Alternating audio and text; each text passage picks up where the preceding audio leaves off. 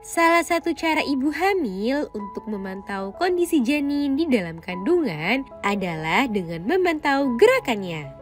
Gerakannya yang aktif menandakan jika janin dalam kondisi yang sehat, sedangkan gerakannya yang sangat minim bisa menandakan adanya suatu masalah atau gangguan pada perkembangannya. Oleh sebab itu, memantau gerakan janin menjadi salah satu hal penting dibandingkan sekedar buat hiburan belaka. Nah, oleh sebab itu, pada edisi kali ini akan kita bahas beberapa ciri gerakan janin yang wajib diwaspadai karena dapat menandakan adanya suatu masalah pada kehamilan. Yuk kita bahas, Bun! Sebelum dimulai, jangan lupa support channel ini dengan cara klik tombol subscribe yang ada di bawah agar dunia Bunda semakin semangat menyampaikan informasi yang bermanfaat.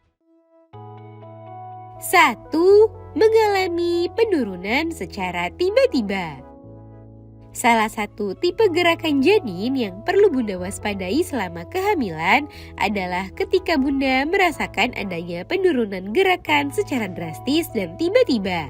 Apabila sebelumnya gerakan janin terasa begitu aktif, namun dalam waktu singkat terjadi penurunan secara drastis, maka hal itu ada baiknya Bunda periksakan ke dokter. Umumnya janin memiliki rata-rata gerakan sebanyak 10 kali dalam waktu 1 jam.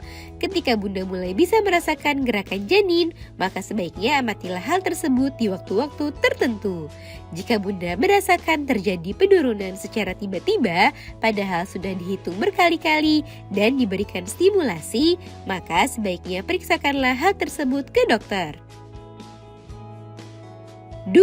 Tidak muncul gerakan setelah 24 minggu kehamilan. Pola gerakan dan waktu kemunculan gerakan janin bisa berbeda-beda pada tiap ibu hamil. Hal itu bisa disebabkan oleh beberapa faktor tertentu. Namun umumnya ibu hamil sudah bisa merasakan gerakan janin di rentang usia 16 hingga 24 minggu kehamilan. Jika Bunda masih belum merasakan adanya gerakan janin saat sudah memasuki kehamilan 24 minggu ke atas, maka sebaiknya Bunda mulai mewaspadai hal tersebut. Meski gerakan janin bisa mengindikasikan kesehatannya, namun normal atau tidaknya kondisi janin hanya bisa dipastikan melalui pemeriksaan langsung oleh dokter kandungan atau bidan.